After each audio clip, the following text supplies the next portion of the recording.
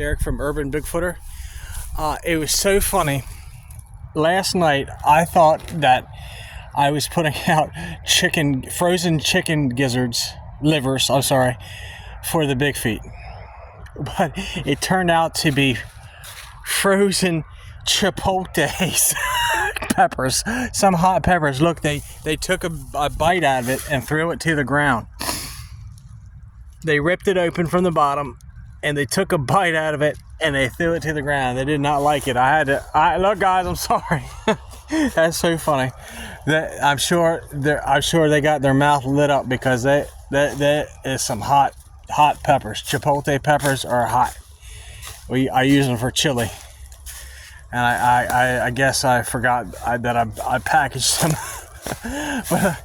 but this is a group that I've been dealing with for 10 years. So I don't see them having any issues. But gosh, there's so many prints. Look at that print right there. See if I can put.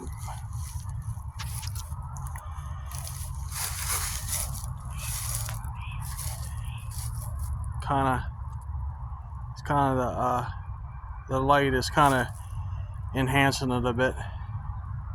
The sun, but that's a pretty big footprint. There's another one right there. That's a pretty big one. There's one right here. That's a pretty big one.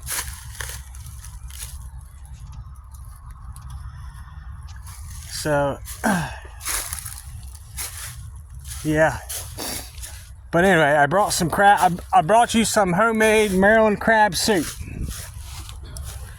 So hopefully you enjoy this, rather than those Chipotle peppers. Gosh, that was something else. All right, I just wanted to come on there and share this. I wasn't going to film here because I'm having 2 videos come out today. But I thought that was pretty funny.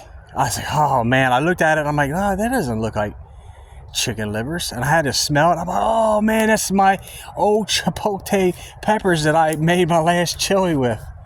That's crazy. I'm sure they got a hot mouth on that one. Anyway, this is look, you have a blessed day in the name of the Lord Jesus Christ. If you like and subscribe, if you have any questions or have any comments that you like to, anything you would like to see, you just let type it in the comment section.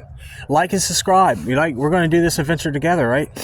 I've been doing this a long time. If you have a situation going on at your house of these spiritual beings that are causing problems, because they sometimes cause problems, right? And it's sometimes it's situational, right? You could have hunted and possibly harvested more deer off the property than you normally do, and you upset them because you took food off the table, and now they're going to let you know. They're going to beat on your house. They're going to walk on your roof. They're going to scream at you. I've heard of situations like that. I've heard of situations of people going out on their own property and picking up arrowheads. Well, they got offended. The big feet people got offended because I guess either they figured you're stripping the land, taking from the land, or I don't know what the situation was. But they got mad. They got mad and they started screaming and started throwing stuff. Well, and they started causing problems at night. And that's what they generally do because they're nocturnal. Number one, they're nocturnal. Number two, they live deep in the woods, right? And they're going to remain concealed, right? They're not stupid. They're not dumb animals, right? And there's no such thing as a dumb animal. My animals that I have that are not dumb, they can understand what I'm saying to them. But in any case, if you're having problems, then message me down in the comment section. Get a hold of me at Facebook, Derek Marth, or email me, derekmarth54@gmail.com, and we can communicate that way. I'd love to hear from you. Love to talk to you. I talk to everybody. I get back to everybody. I like to, and if you have a story and you would like to tell it, please tell it. And today I was going to tell you about a story. That's right. That's why I signed on. A story that I had a while back. I used to bring little mint candies, right? And I would come in all hours of the night, right? This was during COVID. I didn't have too much to do, so I'd just come in and talk to them, see what I could see, and things of that nature. And there was this old wooden bridge that I'd come across. And so one night I came to the edge of the wooden bridge and I just started calling to him. Hey man, I got candy for you. Come on over and get some, right? Just come get some. I got candy for you. Well, sure enough, they came over, right? I heard them. It was pitch black. It was dark. I heard two of them walk over, right? And these were juveniles. So I threw the candy into a clearing area, so possibly that I could see something, because it was really dark. Well, all of a sudden I saw a shadow. Oh, man, it was lightning quick. Go across that opening. And I heard some crunching going on, right? So I figured, oh gosh, he just picked up the candy. So I just kept doing that until all my candy were gone, right? And that night, it felt like I was part of their family, because I just leaned across the railing of that old bridge. One of them was throwing rocks in the water, because it would go bloop, bloop, bloop. They weren't throwing them near me, throwing them around. They were just having fun. That's what they were doing over in one section.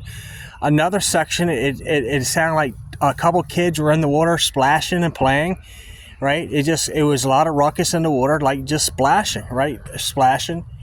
And I was on the bridge witnessing all this, right? I mean, I couldn't see with my own two eyes, because I don't have, I can't see in the dark, and I don't really take lights except for my cell phone. But I was just sitting there listening in awe, and I felt an overwhelming sense of love. Like, hey man, they appreciate what I do, and they really do care.